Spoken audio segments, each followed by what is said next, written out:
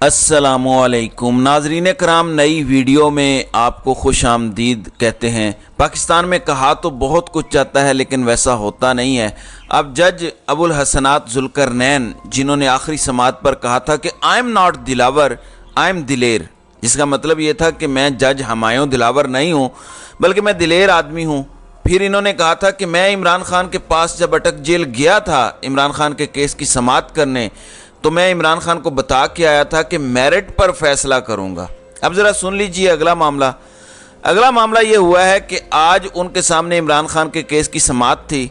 सिर्फ इमरान खान ही नहीं बल्कि शाह महमूद कुरैशी के केस की भी समाअत थी। आज 4 सितंबर है, तो आज उनकी ज़मानत पर फैसला होना था कि आया साइफर वाले मामले के अंदर इमरान खान को ज़मानत मिलनी चाहिए, रिहाई मिलनी चाहिए कि नहीं मिलनी चाहिए। लेकिन अब तक की बड़ी खबर यह है कि वो दिलेर जज साहब जो कहते थे कि आई एम दिलेर आई एम ब्रेव, वो जज साहब भी पतली गली से फरार हो गए हैं।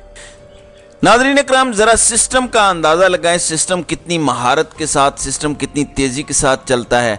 इमरान खान को जब सज़ा सुनाई जानी थी तो रोज़ाना की बुनियाद पर समाअत हो रही थी।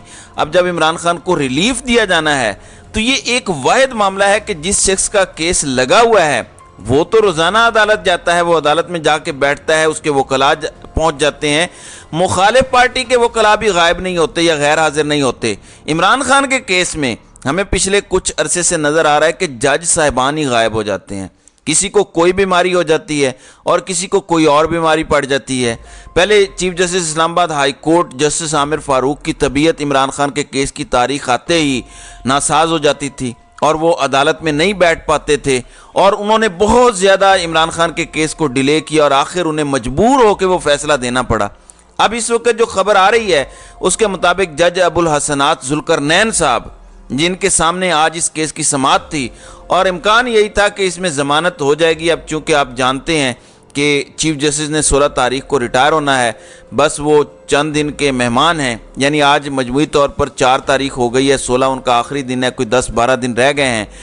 अब पता ये चला है कि 11 तारीख तक अबुल हसनात जुल्करनैन साहब अदालत में बैठेंगे ही नहीं।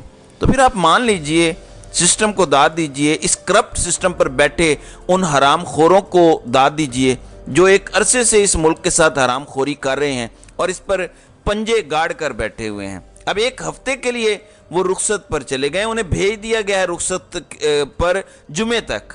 अब इस हफ्ते भी इमरान खान की ज़मानत होती दिखाई नहीं दे रही। जुमे के दिन तक अब उनकी छुट्टी है और जुमे के बाद आप जानते हैं कि हफ्ता एतवार है, तो जज साहब अगले सोमवार तक फरार रहेंगे। अब जब वो जज नहीं थे तो पाकिस्तान तहरीक इंसाफ के वकला ड्यूटी जज राजा जवाद अब्बास के पास पहुंचे और वहाँ पे उन्होंने कहा कि आप इस हवाले से फैसला करें, क्योंकि जज साहब मौजूद नहीं हैं, तो आप सीनियर जज हैं इसलिए आप इस मामले की समाअत कर सकते हैं और इमरान खान की ज़मानत पर समाअत करें। अब सरकारी वकील तो यही कहेगा कि आप बिल्कुल भी इस केस में मुदाखलत नहीं कर सकते, जबकि तहरीक इंसाफ वाले कह रहे हैं कि आप कर सकते हैं, जिसके बाद उन्होंने दलाइल दिए और अब जवाद अब्बास की अदालत ने ये फैसला महफूज कर लिया है और कुछ देर में वो फैसला सुनाएंगे कि क्या वो फैसला करने के मजाज हैं, वो ये केस सुन सकते हैं या नहीं, इस केस को मेरिट के ऊपर देख सकते हैं या नहीं। मेरे ख्याल है कि ये मामला जिस महारत के साथ चलाया जा रहा है, ये जिस तरीके से इसमें रुकावटें डाली जा रही हैं, मेरा नहीं ख्याल कि जवाद अब्बास इस केस को सुन पाएंगे। अगर सुन भी लिया तो भी वो किसी और तरह से टेक्निकल तरीके से इसको लटकाया ही रखेंगे। प्लान वही है कि फ़िलहाल इमरान खान को हमने बाहर नहीं आने देना और कोशिश करनी है जब तक जस्टिस बंदियाल हैं तब तक ये केस लटका रहे। हालांकि ये तासुरी गलत है। अगर चीफ जस्टिस उमरता बंदियाल इमरान खान को रेस्क्यू कर सकते तो इमरान खान गिरफ्तार ही क्यों होते। ये सारा प्रोसेस आपके सामने है, जिस तरीके से इमरान खान को सज़ा सुनाई गई, सबके इस पर क्वेश्चन मार्क हैं। लेकिन इसके पीछे एक मकसद है, मकसद यही है कि लोगों को शो किया जाए कि कितना फेयर ट्रायल हुआ है, जबकि इमरान खान की जुडिशरी से जो है वो सहूलतकारी हो रही है, जुडिशरी सपोर्ट कर रही है, लेकिन उसके बावजूद हमने फेयर ट्रायल की खातिर इसको पकड़ा हुआ है। अगर इमरान खान को इतनी ही जुडिशरी की सपोर्ट होती तो तहरीक इंसाफ के साथ इस तरह ना होता। क्या इनके लोगों को प्रेस कॉन्फ्रेंसेस करना पड़ती? क्या इस तरह से होता कि जज साहिबान फैसले देते कि इनको ज़मानत मिलनी चाहिए, जबकि दूसरी जानिब पुलिस और इंतज़ामिया ताकतवरों की शय पर इसको खातिर में ना लाती? आप अंदाज़ा इस बात से कीजिए آپ جانتے ہیں کہ اس دن کیا ہوا جب پرویز الہی والا معاملہ تھا. عدالت نے حکم دیا کہ آپ ان کو گھر پہنچا کے آئیں اور آپ ان کو گرفتار نہیں کریں گے، لیکن چونکہ گرفتاری کا اوپر سے حکم تھا تو گرفتاری معاملے پر پھر وہ سب کچھ ہوا. اب امجد رفیق کے سامنے توہین عدالت کی درخواست ہے، اس پر انہوں نے سماعت کی ہے اور 3 بڑے افسران کو طلب کر لیا ہے. اس حوالے سے پرویز الہی کے وکیل نے عدالت کو بتایا کہ جو DIG انویسٹیگیشن ہے انہوں نے اشارہ کیا تو 17 سے 18 سول کپڑوں میں ملبوس 1 منٹ میں اٹھا کر پرویز الہی کو وہاں سے لے گئے اور اس دوران کسی قسم کا بھی وارنٹ گرفتاری ان کو نہیں دکھایا گیا، یعنی اس کی زحمت بھی نہیں گوارا کی گئی. وارنٹ تو اس لیے دکھائے جاتے ہیں کہ کسی شخص کے کوئی حقوق ہوتے ہیں یا ان کو یہ تاثر دیا جاتا ہے کہ آپ کے خلاف قانون کے مطابق کارروائی کی جا رہی ہے یا قانون کے تحت آپ پر الزام ہے تو اگلا مرحلہ یہ ہوگا کہ آپ قانون کے مطابق اس کو ڈیفینڈ کر سکتے ہیں.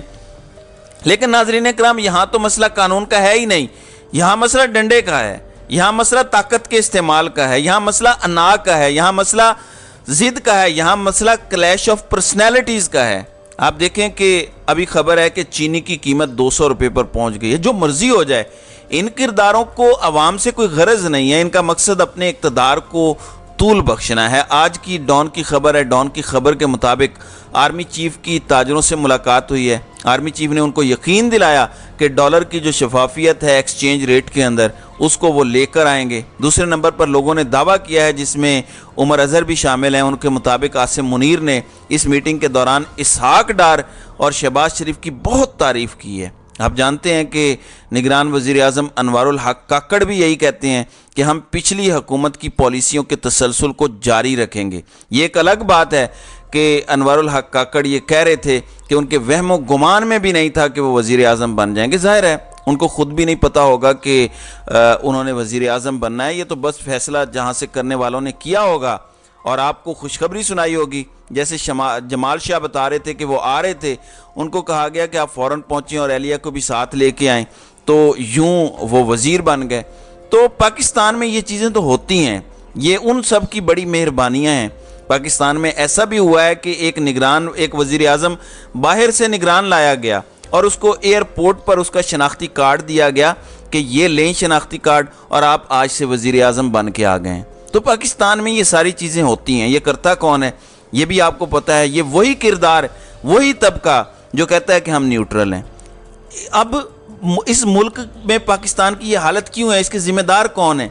کوئی کہتا ہے جی عمران خان ہے، کوئی کہتا ہے جی فلاں سیاستدان ہے، فلاں سابق وزیر اعظم ہے.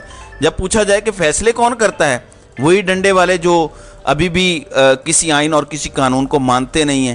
اب سارا دن سارا کچھ کون کر رہا ہے، جبکہ ناکام اور فیل کس کو قرار دیا جاتا ہے؟ وزرائے اعظم کو. اور ناظرین اکرام، یہ ڈرامے 76 سال سے چل رہے ہیں، لیکن عوام اب کھلے عام یہ چیز جانتی ہے کہ اصل کون سے کردار ہیں جو اس ملک کے سیاہ و سفید کے مالک بن کے بیٹھے ہیں اور کس طرح سے اس ملک کو انہوں نے کھوکھلا کیا ہے. ان کے پلے ایک ایسی کامیابی نہیں ہے جسے یہ فخر کے ساتھ بیان کر سکے کہ ہم نے پچھلے 76 سالوں میں یہ بہت بڑا کام کیا ہے. آپ ان کی پالیسیوں کا اندازہ کریں. شہباز حکومت کے دور میں مسلم لیگ نون نے یہ چینی برآمد کی تھی اور وہی چینی اب پاکستان درآمد کر رہا ہے. یعنی پہلے خود باہر بھیجی، اب وہی چینی مہنگے داموں یہ دوبارہ خرید رہے ہیں. اب مسلم لیگ نون یعنی احسن اقبال کہہ رہے ہیں کہ یہ چینی بھیجنے والا جو معاملہ ہے اس کے ذمہ دار نوید قمر ہیں جو پیپلز پارٹی سے تعلق رکھتے ہیں. چونکہ ہماری مشترکہ حکومت تھی تو فیصلے ہم نے اکٹھے لیے تھے. ذمہ بھی ظاہر ہے سب کو اکٹھے لینا چاہیے. عرفان صدیقی کے بقول ایک بریانی کی دیگ تھی اور اس میں سے سب نے بوٹیاں کھائیں. اب یہ بوٹیاں کھا کے ڈکار بھی مار لیا ہے، لیکن اس ملک کے غریب آدمی کے پلے کچھ نہیں چھوڑا. اب خبر یہ بھی ہے کہ سندھ میں یہ حکم دیا گیا ہے کہ پیپلز پارٹی کے بنائے گئے سسٹم کو توڑیں. پنجاب میں بھی یہی کچھ ہو رہا ہے، پاکستان میں یہی سب کچھ ہے. اگر آپ ان کے منظور نظر ہیں تو پھر آپ جو مرضی کریں، لیکن اگر آپ منظور نظر نہیں ہیں تو پھر اگر آپ ٹھیک بھی کر رہے ہیں تو آپ غلط ہیں. آپ پیپلز پارٹی کو رگڑا لگانا ہے لگا لیں، کیونکہ مسلم لیگ نون کو سپیس دینی ہے سو وہ دے رہے ہیں. اور حفیظ اللہ نیازی یہ بتا رہے تھے کہ اس وقت جو موجودہ آرمی چیف ہیں جنرل عاصم منیر، وہ یہ سمجھتے ہیں کہ موجودہ معاشی مسائل کا حل صرف نواز شریف ہی نکال سکتے ہیں. تو یہ ان کی مینٹل اپروچ ہے. پچھلے 30 سال سے کون اس ملک پر حکمران رہا آپ میرے سے زیادہ بہتر جانتے ہیں. خیر، عوام بہت اچھے سے جانتی ہے کہ یہ کردار کس طرح سے اپنے اپنے مفادات کا کھیل کھیل رہے ہیں۔ تو ناظرین کرام، آپ کی اس ویڈیو کے حوالے سے کیا رائے ہے؟ آپ اپنی رائے کا اظہار کامنٹ سیکشن میں ضرور کیجیے گا۔